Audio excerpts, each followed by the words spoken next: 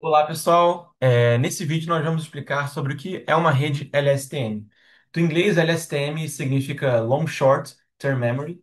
Então, essa aqui é uma rede que, diferentemente de uma RNN, ele tem o estado da célula, né? A célula, que no caso aqui estamos falando de C, né? Aqui ele tem um CT, e o CT-1 é o estado da célula anterior.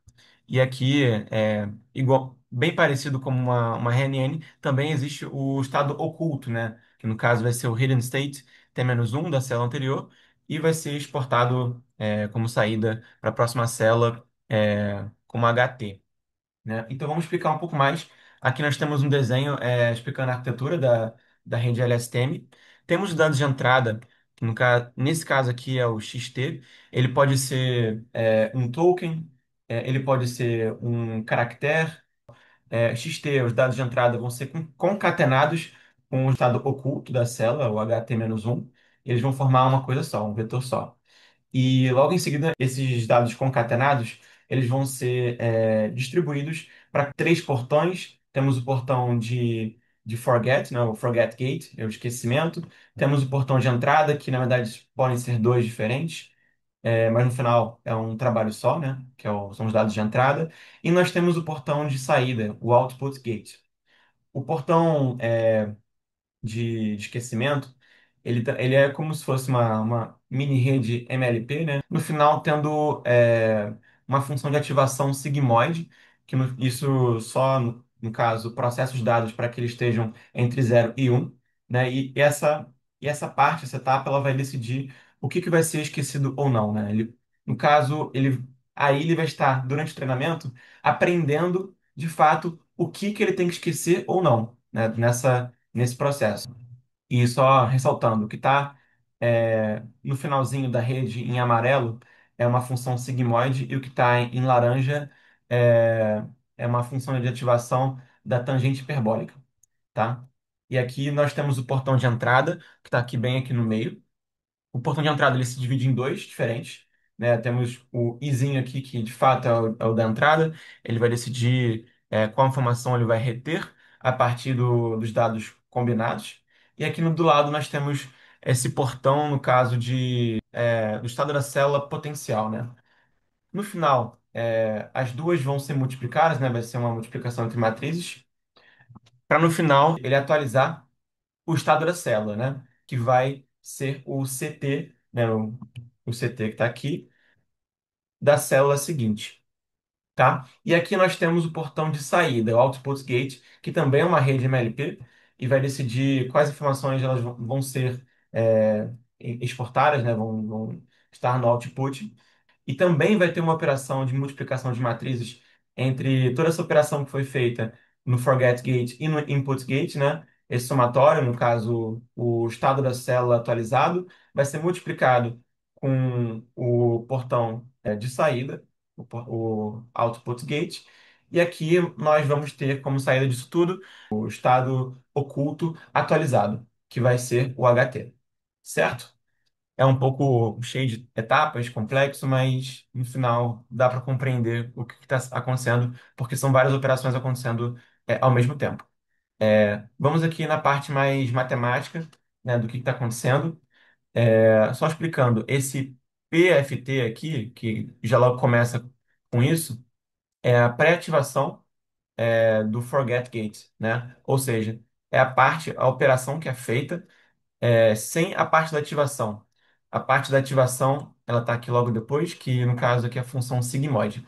Todos esses dados eu consegui de uma postagem da Medium, né, que é essa daqui, eu também vou disponibilizar na descrição do vídeo, que ele explica sobre como o algoritmo de backpropagation funciona para a rede LSTM, né? O Backpropagation Through Time, o BPTT. Bom, voltando aqui, é muito importante a gente discernir da pré-ativação com a ativação de fato, né? Essa operação da pré-ativação, temos a matriz de pesos aqui, né? Os parâmetros vai ser retratado por esse W, F, né?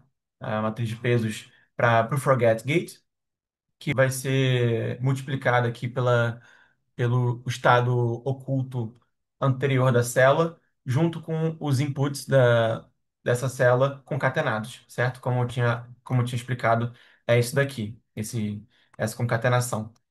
Aí tem essa operação é realizada, né, um dot product, mais o bias, né, como uma rede normal, MLP. E logo em seguida, a partir o output disso vai passar por uma função de ativação sigmoide. Esse vai ser o forget gate. É muito importante ter isso frisado na cabeça, porque essas operações, a gente volta muito nelas na parte de backpropagation, e em seguida nós temos o portão de entrada, né, o input gate. Funciona da mesma forma como o forget gate, a mesma estrutura, só muda de fato a matriz de pesos e o bias, né? E a função de ativação também é a mesma, sigmoide. Agora, como eu tinha explicado, nós temos essa outra parte, né, do portão de entrada, que é esse C com um tio em cima, que é o Cell Gate, né? É o portão da célula candidata, né? Que vai ser retratado ali. Também é muito parecido com as funções aqui acima, né? Temos a matriz de pesos para a célula candidata, que multiplica por toda essa por a concatenação desses dois elementos, mas no final a função de ativação vai ser a tangente hiperbólica. Tem essa distinção. E outro passo fundamental também de compreender esse daqui, né, que é o Cell State Update, que vai ser a soma desses dois elementos aqui, né, dessas duas multiplicações aqui, que no caso é o que está sendo retratado aqui, né, essa adição entre, entre esses dois vetores, né? No caso aqui, temos o forget gate multiplicado pelo estado da célula anterior, que é basicamente o que está sendo feito aqui, essa multiplicação é o que eu acabei de falar, mais o input gate multiplicado pelo output do portão da célula candidata, que eu também, né, a gente acabou de retratar isso daqui, essa multiplicação aqui. E no final, isso vai trazer o estado da célula atualizado para esse passo de tempo, esse time step. E por fim, nós temos o output gate, né? Também é da mesma forma, mesma estrutura. Temos a matriz de pesos para essa operação aqui, né? No caso é WO mais o BO, matriz de pesos e o bias. E a função de ativação também é sigmoide, tá? E aqui nós temos também uma operação para atualizar os estados ocultos da célula, né? Que no caso vai ser o HT. Ele vai ser basicamente o output gate, o OT, multiplicado pela tangente hiperbólica do que foi feito de toda a operação ali para atualização do estado da célula, que é o CT, certo? Então aqui é essa operação aqui, né? Aqui, é, ups, como vocês podem ver, o estado da célula CT, ele passa para cá. Aqui, o que está em laranjinha é a função de ativação da tangente hiperbólica, e eles entram nessa caixinha de MATMUL, né, que é a multiplicação de matrizes, Matrix Multiplication. Então, o CT com a função de ativação é multiplicado pelo output gate, e isso vai trazer para a gente os estados ocultos atualizados, certo? E por fim, nós temos a predição, né? Como a predição é feita, o Y, nós temos uma outra matriz de pesos, que vai ser o WHI, que multiplica pelo hidden state desse passo de tempo atual, mas o bias também, que da mesma forma como tem a matriz de pesos, nós temos o bias. Agora, nós vamos falar sobre como nós computamos os gradientes. Essa é uma parte que é fundamental para entender o Backpropagation Through Time, o BPTT, porque aqui a gente vai falar só de derivadas parciais, né? Porque essa é assim que funciona a etapa de backpropagation. Bom, aqui para entender como funcionam os gradientes, a gente está entendendo aqui, antes de tudo, né, a derivação do erro pela nossa matriz de pesos, né? E nós temos essas matrizes de pesos aqui. Temos WC para a célula, o estado da célula candidata, temos WI, que é a matriz de pesos para os dados de entrada, Temos WF, que é matriz de pesos para o portão de esquecimento, e WO, que é matriz de pesos para o portão de output, portão de saída. E também nós temos os nossos biases, igualmente para BC, BI, BF e BO, tá? E quando a gente vai fazer essa atualização dos pesos e dos biases, a gente vai utilizar esses gradientes, tá? Então, quando a gente está atualizando os gradientes do nosso modelo a partir do backpropagation through time, a gente vai estar reduzindo a matriz de pesos, né? Pelo nosso gradiente, certo? Que a gente computou, multiplicado pelo alfa. E o que de fato é o gradiente? Bom, o gradiente vai nos indicar, né, o quanto o quanto cada elemento de W da matriz de pesos deve mudar, deve ser ajustado para diminuir o erro final, né? O erro final ele pode ser calculado através de uma função de erro MSE, o que for, né? Pessoal, eu vou passar com vocês aqui agora sobre a implementação de uma rede LSTM, uma bem simples. Aqui eu peguei um dataset, né, do Carpati, é, vários livros concatenados do Shakespeare. Isso aqui vai ser nossa base de dados para a gente treinar essa rede e ela aprender a escrever. Ela vai aprender a escrever como o Shakespeare fala, né? Então aqui a gente vai estar só treinando aqui, só para a gente testar aqui e apresentar para vocês. É, Isso aqui já foi tudo executada cada célula está lá embaixo em execução do treinamento. E mais tarde eu vou mostrar como que foi. Aqui a gente importou o nosso conjunto de dados. Como vocês podem ver, existem 1.115.000 caracteres é, e caracteres únicos são 65. É o nosso vocab size, né? E em outros contextos, isso aqui poderia ser a dimensão vetorial de embeddings, mas aqui nesse caso, como você está trabalhando com cada token é um caractere, então vai ser o vocab size vai ser o tamanho total de caracteres únicos que nós temos na base de dados. Bom, aqui nós estamos utilizando somente uma parte do dataset para aumentar a velocidade disso tudo.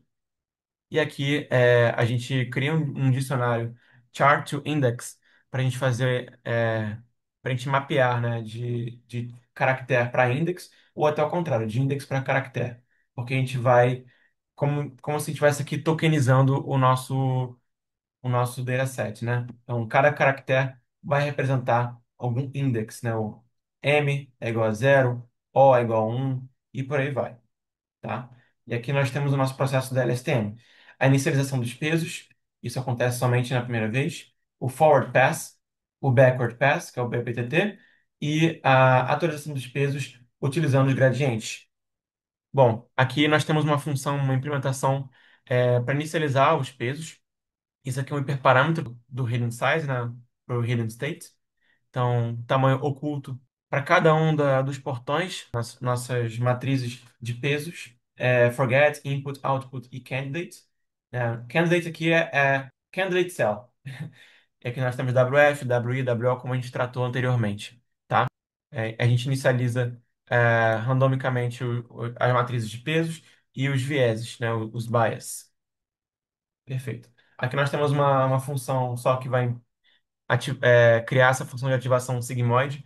A tangente hiperbólica já existe implementada em NumPy, então a gente vai utilizar a de NumPy. Tá? Aqui, def forward, tá? A gente recebe nessa função de forward os inputs, né? xt nesse caso, e as matrizes de pesos, certo? X vai ter esse shape, esse formato, certo? Sequence length é a sequência de caracteres que a gente vai passar, né? Cada X vai ser uma sequência de caracteres. A gente inicializa aqui com zeros o hprev e o cprev, certo? É importante que a gente sempre incorpore sempre os estados ocultos e também os estados da célula anteriores, sempre passando para para as próximas células LSTM, né? Porque, como a gente estudou aqui, lá em cima, os estados, né, tanto de célula quanto os estados ocultos, passam de uma célula para outra. Eles são atualizados em cada passo de tempo. E aqui nós temos um for loop, que ele vai pegar a sequência completa, né? Cada caractere da sequência. E aqui, como a gente já passou também, ele combina o estado oculto juntamente com os inputs, hprev com xt. Então, é somente essa etapa aqui. Aqui nós temos os portões de esquecimento, o portão de entrada, o portão de saída, sempre passando também no final a nossa função de ativação. E aqui, NPDOT, é, isso aí é a nossa rede MLP. Ele vai estar aprendendo justamente a adaptar esses pesos para minimizar a função de erro. Bom, aqui é o Candidate Cell State, certo? Esse C underline. O C, isso aqui vai justamente fazer a atualização do estado da célula atual, CT, e isso aqui, atualização do estado oculto da célula, certo? E aqui ele vai calcular, ele vai fazer a nossa predição, né? Também utilizando aqui uma outra matriz de pesos, a WHI, né? Isso no caso é justamente essa equação aqui, ela está aqui. Então, como vocês podem ver, cada uma dessas equações aqui, ou que eu passei anteriormente, ela é retratada aqui nessas etapas, né? Tanto para cada um dos portões, né? Os quatro portões, como também a atualização dos estados, né? Sejam eles os estados ocultos ou da célula. E aí, no final, a gente vai retornar todas as predições feitas. Pessoal, vamos passar aqui agora sobre o algoritmo de backpropagation through time, né? Temos a nossa depth backward aqui, e aqui é passado como parâmetro algumas coisas importantes. dy, que vai ser a diferença entre o que foi a predição do modelo, menos o seu valor real, né? O seu valor, o ground truth label, sua notação real. Temos as caches que foram computadas durante o processo de feed forward, a gente passa como parâmetro aqui, entre outras coisas, né? Isso aqui também temos os pesos. E, inclusive, a gente inicializa os gradientes com zeros, com NP zeros like, sempre utilizando o mesmo formato das matrizes de pesos e dos vieses, certo? A gente inicializa com zero inicialmente, e lá embaixo a gente vai estar acumulando eles, né, os seus gradientes. Bom, aqui, isso aqui é um processo for loop, e só explicando, isso aqui, esse código, ele é uma implementação utilizando somente NumPy e o Python nativo, o que vai facilitar a gente bastante em entender exatamente o que cada processo é feito, como cada computação é feita no processo de backpropagation, para um entendimento mais profundo, né? Esse processo aqui, esse loop, ele é feito de forma reversa, por isso que o nome é backpropagation, sobre cada passo de tempo t, né? Então a gente inicializa aqui a cache para esse passo de tempo t, né? No caso, começando pelo último, incluindo aqui o seu hprev, cprev, os seus portões, né? Portão de esquecimento, entrada, saída, célula candidata, o seu input, enfim, tem tudo aí. E vamos descer um pouquinho para entender o que está sendo computado aqui no final de contas, né? Esse processo ele vai estar computando os seus gradientes, né? Nós temos DWF, DWI, DWO, DWC, e isso aqui é um dot product, né? Entre DC underline e o combined, certo? Para a gente entender o porquê que é isso, por que que são esses dois elementos aí sendo realizados uma operação de dot product? A gente consegue entender isso melhor observando a matemática por trás disso. Bom, aqui nós temos a derivação do erro pela derivação da matriz WC, né? Matriz de peso WC.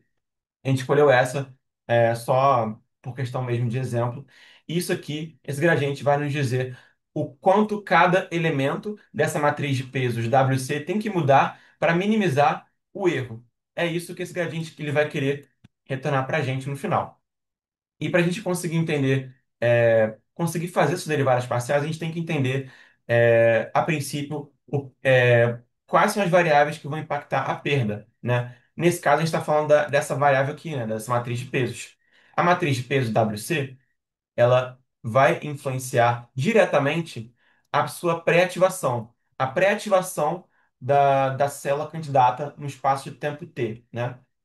Por que disso, né? Vamos retornar aqui a princípio, né, nós temos essas formulinhas aqui que a gente estava vendo mais cedo, né, a pré-ativação da célula candidata vai ser o WC, né, aqui está, pelo dot product do combined, certo, pessoal? O combined é isso daqui, mais o viés, né? A gente não está falando ainda da sua ativação, né, que é o C tiozinho T, que vai utilizar, nesse caso aqui, a função de ativação da tangente hiperbólica, certo?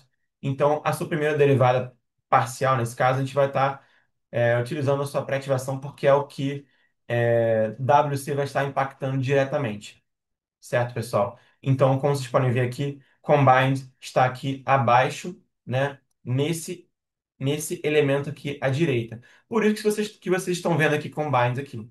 E ela está transposta porque é justamente para a questão de compatibilidade e o dot product ser possível ser realizado, né?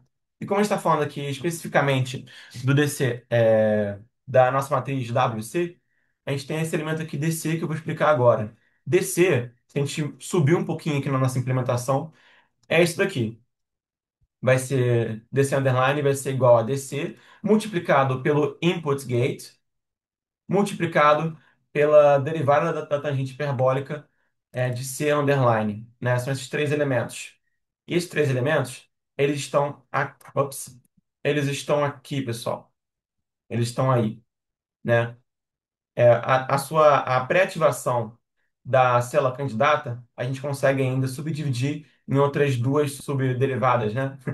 A pré-ativação vai impactar diretamente na sua ativação. Por isso que a gente incluiu a derivada da ativação aqui junto, né? E a derivada da ativação pela derivada da sua pré-ativação é justamente essa equação da tangente hiperbólica pela sua pré-ativação. Então, bom, é sabido já que a derivada da tangente hiperbólica é um menos a tangente hiperbólica ao quadrado, né, do elemento. Então, por isso que é um menos isso daqui, o que é justamente esse pedaço aqui. É o d tan h C underline, né? C underline é a sua pré-ativação, né? Agora, se a gente desmiuçar mais o que é dl, né? Derivação de L, a derivação da sua ativação, vai ser exatamente isso aqui, pessoal. A gente tem que entender o que é essa variável que vai impactar diretamente, certo? Por isso que a gente separou em outras dois elementos, né? Vamos subir lá para a gente entender melhor. Pessoal, isso daqui, esse elemento aqui, ele também está presente nessa equação aqui, certo? Essa equação, né, é o Cell State Update, é a atualização do estado da célula. E a atualização do estado da célula, nós temos a célula candidata, que ela vai impactar diretamente no estado da célula CT, né? Por isso que a gente lá embaixo, vamos voltar, a gente lá embaixo, a gente separa esse elemento, né, utilizando também essa variável do CT, né? Então, a gente separa em duas derivadas diferentes. Essa daqui é a derivada de CT, o estado da célula, pela derivada da célula candidata, né? A gente aplica essa fórmula aqui e a gente chega na conclusão que essa derivada vai ser o portão de entrada, IT. Por isso que ele está aqui, né?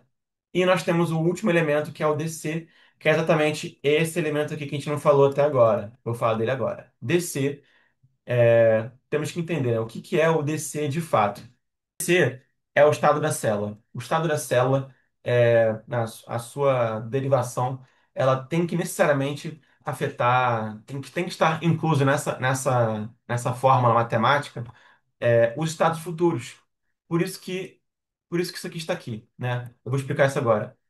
Derivada de L prime, esse L', pela derivada de CT, é o quanto que a variável CT impactou nas perdas futuras, né? E como a gente já sabe, pessoal, aqui na nossa arquitetura da nossa rede LSTM, temos que o estado da célula e o estado oculto, eles vão impactar não somente o estado presente, mas também os estados futuros, né? Porque isso aqui tem essas saídas aqui que elas estão, né, para as células futuras. Então é muito importante que o estado, que essa derivação, essa retropropagação inclua também na fórmula esse impacto, essa influência futura, né? Então, se a gente observar aqui em DC, que também está aqui na implementação, a gente está subindo, pessoal. A gente está indo do final para o começo para vocês entenderem melhor como o porquê de cada formulinha NumPy estar aí, entendeu? Então, DC, ele se consegue subdividir em outros quatro elementos, certo, pessoal? DC, é, a gente inicialmente separa nesses três elementos aqui, nessas três derivadas, né? Vamos passar um por um. E como eu acabei de explicar, DC Next tem que estar dentro de DC porque o estado da célula vai afetar os estados futuros. E como a gente está voltando nesse processo de retropropagação, DC Next tem que estar sempre presente para a computação do estado da célula anterior, né? No caso da backpropagation no estado da célula anterior. Porque o estado da célula anterior vai impactar no DC Next, né? No estado da célula futura. Então a gente já consegue entender o porquê desse elemento estar aqui, o DL prime. E agora temos esses dois aqui, tá, pessoal? Esses outros dois, eles se subdividem nesses elementos aqui, certo? Temos, é, temos que o estado da célula, ele vai impactar diretamente o estado oculto. Se a gente voltar aqui, de novo, a gente vai ver que o estado da célula vai impactar diretamente, pessoal, aqui o estado oculto, certo? É o HT. Então, se a gente descer aqui de novo, a gente vai entender, né, que a gente subdivide essas derivações também aplicando aqui essa variável do estado oculto. Por isso que essa variável está aí, certo? Então, a derivação de HT, deixa eu ver se também. A derivação de HT pela derivação de cell state, né? A gente pega aqui a fórmula e a gente aplica a derivação aqui, né?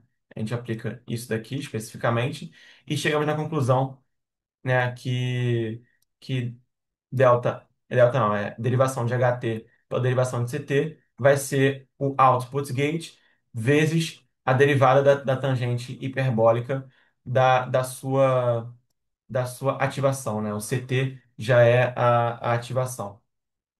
Então, por isso que temos aqui o output gate vezes a derivada da tangente hiperbólica pela tangente hiperbólica de C. E C aqui nesse caso é a sua pré-ativação e a tangente hiperbólica de C nada mais é do que a sua ativação, é a ativação de C, certo?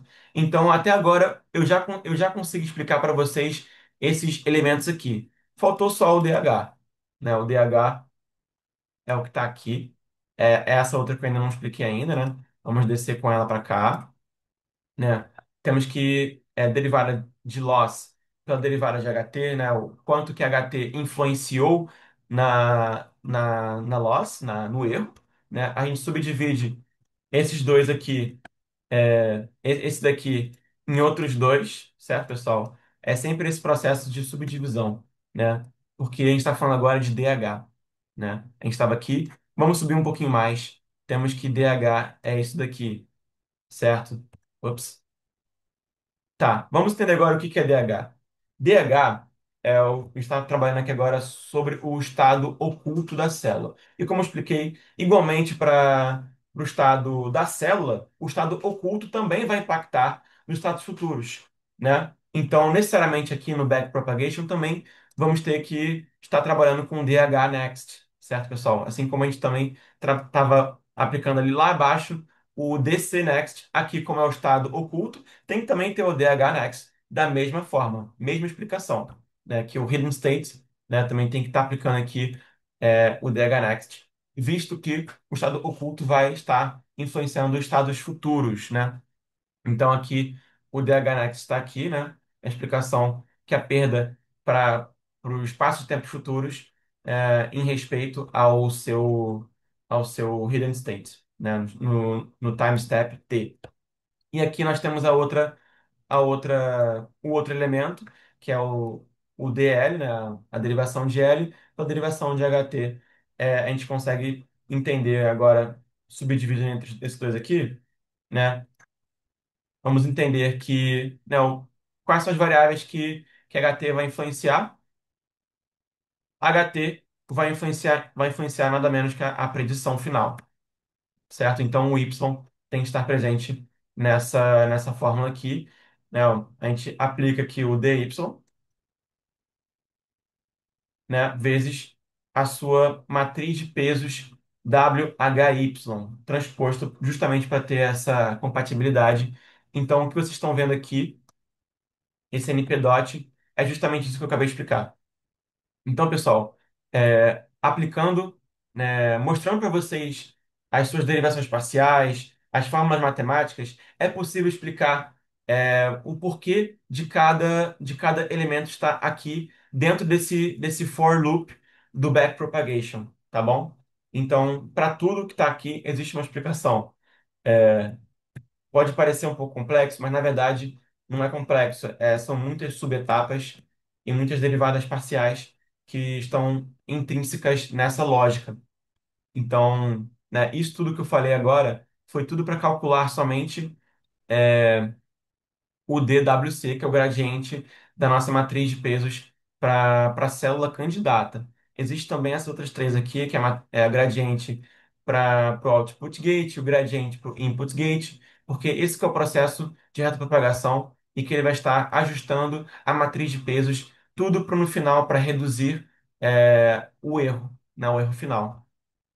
E aqui no final ele vai estar retornando aqui os gradientes que foram computados nesse processo de retropropagação, certo?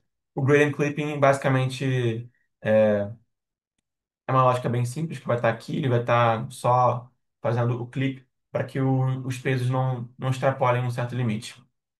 E aqui abaixo nós temos a função simples, que é update params, né, que está nas fórmulas de machine learning também. Nós colocamos aqui como parâmetro os gradientes que a gente calculou, a taxa de aprendizado, learning rate, e todos os pesos e os vieses, certo? A gente vai estar aqui só mesmo em cada iteração, a gente vai estar reduzindo o seu gradiente, multiplicando, né, pela sua learning rate, pela taxa de aprendizado. Por fim, atualizando os pesos e vieses. E aqui abaixo nós temos o nosso train loop, certo, pessoal? O train loop tem algumas funções helpers aqui. A gente está trabalhando com texto, então o texto, na verdade, a gente tem que passar de texto. O texto como um completo, vamos lá, passar tá por etapa. O texto vai ser algum texto text that Shakespeare wrote. Isso aqui é um texto que tem 1 milhão de caracteres, certo? Existe um processo que é transformar esse texto inteiro em chunks, né? Porque a gente vai estar trabalhando é, com chunks, né? Com lotes, né? A gente vai pegar isso e transformar isso em sequências de caracteres, em sequências aqui abaixo de 256 caracteres por sequência. A gente vai transformar esses caracteres em índices. A gente viu lá em cima que temos um exemplo que a letra M é o índice zero, que a letra N é o índice um e por aí vai até chegar no final, pode ser isso aqui, que vai representar o número 65, certo? Então, ele transforma isso daqui em índices. Então, vamos supor que seja isso aqui, sei lá, 25, 32 e por aí vai, né? Porque isso aqui tem 255, 55? 256 256 índices ou caracteres, certo, pessoal? Isso aqui depois ainda é transformado em one-hot encoding para facilitar no treinamento, né? Então aqui o 10, por exemplo, que é o primeiro elemento, ele vai ser 0,00000, enfim, até chegar no índice 9, que é o 10, que ele vai ser 1, e para o restante ele vai ser 0, tá? Mesma coisa para o resto dos elementos. Pessoal, eu realizei aqui algumas modificações no código para ele funcionar melhor na sua saída, né, da geração de texto. E aqui na nossa função de feed forwards, voltando aqui, só explicando o que eu modifiquei para no final eu mostrar o resultado final. É, aqui nós modificamos somente a função de erro, né, a função de loss. Aqui é a negative log likelihood, NLL, a cross entropy. Que nesse caso, pessoal, ela funciona melhor para tarefas de multiclass classification, né? Classificação de várias classes diferentes. Né? Nesse caso, as várias classes são os vários caracteres que a gente está escolhendo aqui dentro o nosso vocab size, tá? Isso a gente vai estar sempre fazendo aqui uma acumulação.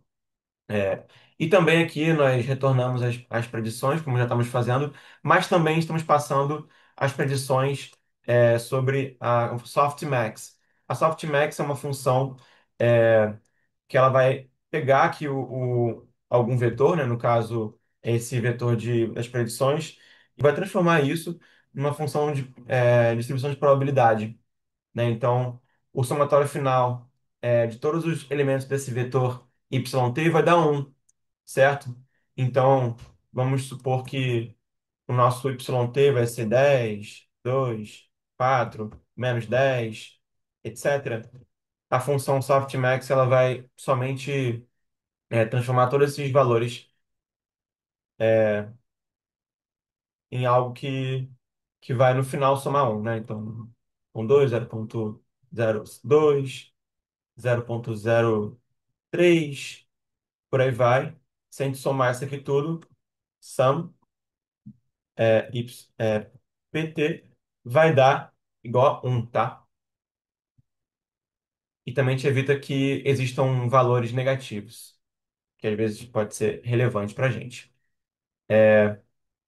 Isso aqui a gente não está utilizando mais. A nossa função de backward, é, a gente só adaptou também para que a gente recebesse a cache, né, aqui, que a gente só adicionou novas coisas.